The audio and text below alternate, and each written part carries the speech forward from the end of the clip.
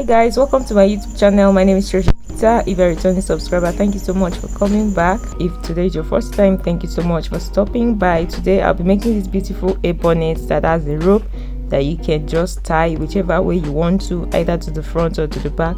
It's a very simple a bonnet to make and it's very unique and classy. Do watch till the end if it's something you want to learn. Welcome back once again, guys. So to make this, I'm going to make use of 1 yard of this satin material. This is actually a doll face satin material. So the first thing I'm doing now is to measure 23 inches by 23 inches. So I'm just going to measure 23 inches width by 23 inches length, and then I'll cut it out.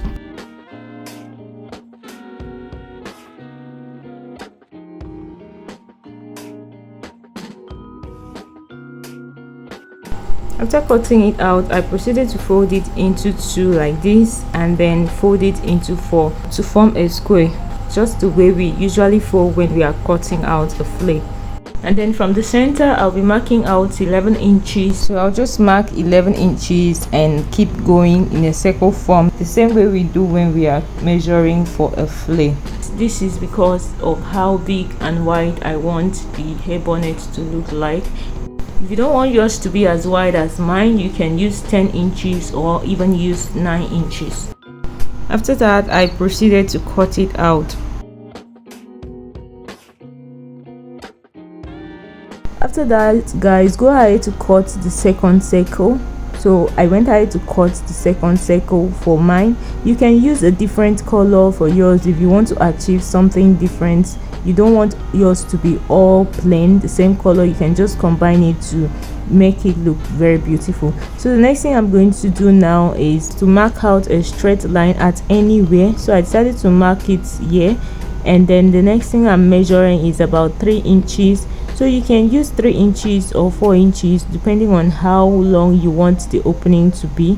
So from there, at the center, I marked 3 inches to the side also, and 3 inches to this other side, and then I went ahead to just curve it to connect the 3 points together, and then I'll go ahead to cut it out.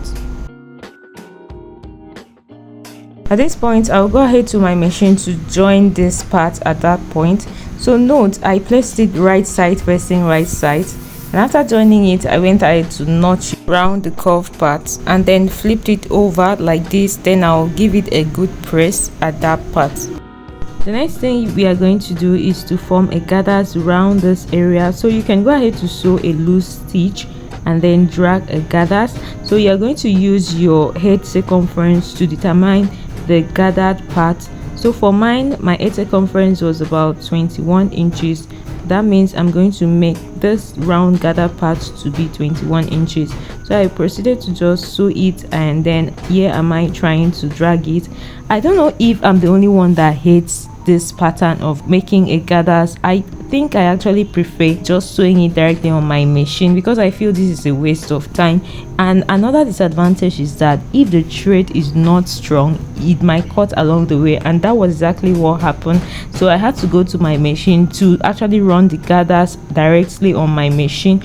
The only disadvantage of running the gathers directly on the machine is that you may end up not having an even distribution except you are an expert in sewing. So as a beginner in sewing, I feel it's best that you use this pattern of dragging the thread to form your gathers. But if you are an expert in sewing, the other method is best to save time. After running the gathers, this is it. I am going to confirm that it actually fits my head circumference. Like I said earlier on, my head circumference is actually about 21 inches. So I confirmed that it actually gave me 21 inches. And then for the band, which is what I'm going to be using for the down part. So for the length of this band, I made use of 6 inches. So when I finish sewing it, I want to have at least 2.5 inches. And then for the width, I made use of ×3 of my head circumference, which gave 21 ×3, which was about 63 inches. So I folded it on the wrong side in this manner and folded it again into 4. I went ahead to trim it because I noticed some parts were not equal, and then at the edge I curved it so it won't look too straight. And then from the center unfold, I proceeded to measure my head circumference divided by 2, which was about 10.5. I went ahead to notch at that point, and then I separated it. The next thing I would do is from that notch point, I'm just going to sew it in to the end of the side, and then from the other notch point, I'll also sew it in to just join it in. Note I'm joining it on the wrong side. I'll do that off the camera and show you. After joining, here is it. I'll proceed to use a broomstick to just push it and bring it out through the opening part, and then I'll take it to the iron to press it very well. Make sure that you bring it out very well before giving it a good press. So I'm bringing it out from both sides. Remember that we close the both sides, and then the opening part is at the center. So guys, here's what I have after doing that and pressing it very well. So this opening part is where we are going to attach to the round circumference part of this hair bonnet, and that will be all. This hair bonnet is very easy to make, trust me. Even as a beginner, you can make this in no time. So the next thing I'm going to be doing is to attach it. Note where you're attaching it from, just from this end to the other end. So I'll just go ahead to open it up and join it on one side. You're just going to join it on one side and reach the end of the other side. It actually fits perfectly if you got the round head circumference for both the band and the gathers part. So guys, after joining it, this was what I had. So finally, I'll just stop stitch on it, and that will be all for the making of this hair bonnet. So I'll just take it to my machine and fold it in on this other side, and then sew it in from this end to the other end. So guys, that is actually all for the making of this hair bonnet. So this is the final look of this hair bonnet after I was on top stitching on it. And as you can see, you can use both the back and the front side.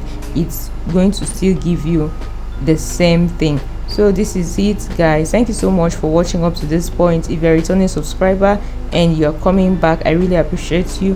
Thank you. If today is the first time of coming across my channel, please do well to subscribe and also turn on your notification bell, so when I drop other videos you'll be notified. Do well to also like and drop a comment on whatever tutorial you want to make a request of. Isn't it beautiful guys? Isn't it just lovely? So with just 1 yard of satin, you can achieve this. You do not need to break the bank. So guys, this is it. You can tie it to the back, or you bring it to the front in this manner. Thank you so much once again. See you in my next video. Bye.